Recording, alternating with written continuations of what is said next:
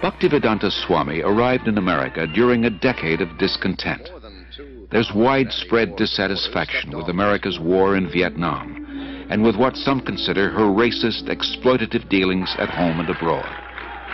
Disillusioned by the establishment, the youth create a counterculture of their own. Around the time Bhaktivedanta Swami came, waves of Americans are breaking away from the status quo, searching for an alternative.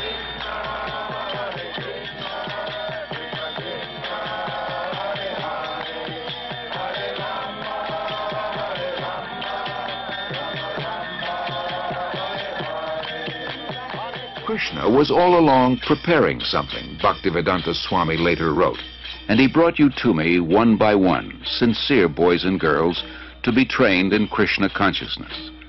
Now I can see that it is a miracle.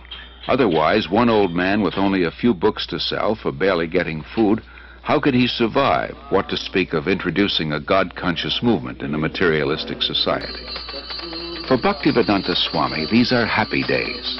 Singing and speaking with the vigor of a young man, he brings the Hare Krishna movement into the public eye, by chanting in the parks, by distributing Back to Godhead magazine, by holding free Sunday love feasts. Many are attracted.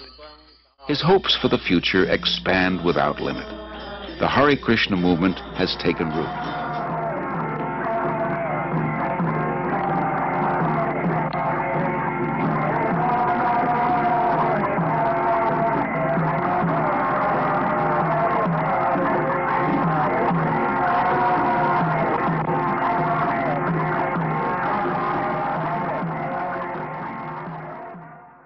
As people come to him, convinced of the Krishna-conscious philosophy, Srila Prabhupada accepts them for initiation, not on the basis of birth, as in the rigid Hindu caste system, but on the basis of qualification and sincerity. In the whole history of Indian spiritual life, no one has ever attempted something as bold and seemingly impossible, to transform Westerners into full-fledged devotees of Lord Krishna. But by his intense spiritual energy and compassion, Srila Prabhupada is successful beyond his own expectations. In Srila Prabhupada's eyes, Krishna consciousness is not an armchair philosophy or a part-time religion. It is a way of life, a transcendental culture that can end man's political, economic, and social problems. To realize his vision, Srila Prabhupada circles the globe 14 times in 12 years, inspiring his followers and discussing Krishna consciousness with all interested persons. His door is open to everyone. To revive the Krishna conscious tradition in its full richness, Prabhupada envisions God-centered, self-sufficient farm communities based on the principle of plain living and high thinking. The first such community begins on 133 acres in the hills of West Virginia. Prabhupada calls it New Vrindavan, after Krishna's place of pastimes in India. In 1972, Srila Prabhupada begins a Krishna-conscious primary school system in Dallas, Texas.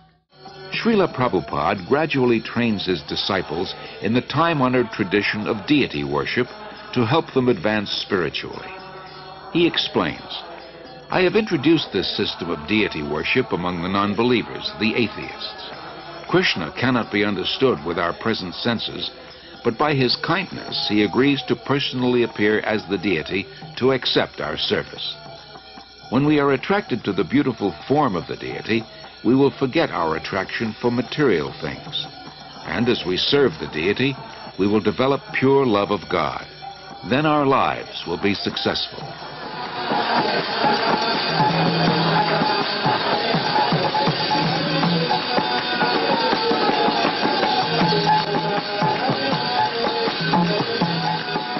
No one should go hungry within a 10-mile radius of the temple, Prabhupada instructs.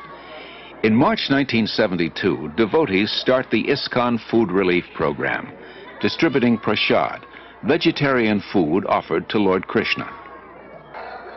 His ambition is to give as many people as possible access to the nectar of transcendental life, whether through philosophy, service, or spiritual food, so that everyone can become happy, hopeful, and peaceful. His most significant contribution is his books.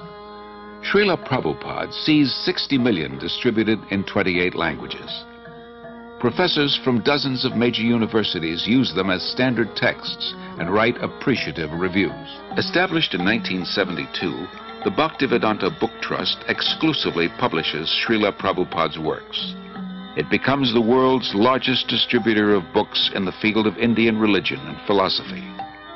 For Srila Prabhupada, the transcendental knowledge in these books forms the basis of the Hare Krishna movement, a movement prophesied to grow for the next 10,000 years.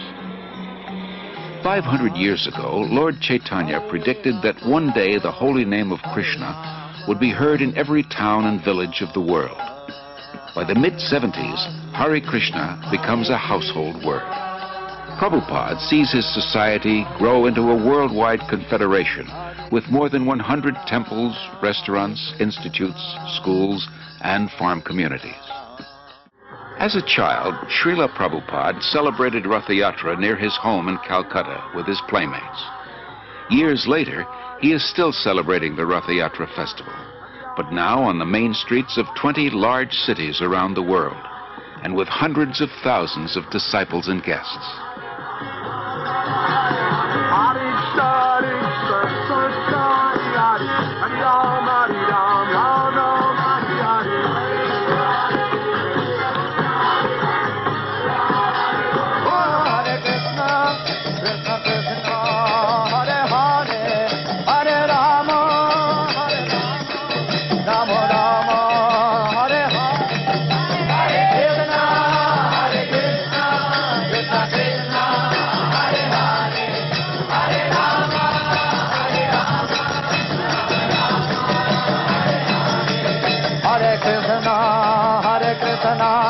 Krishna, Krishna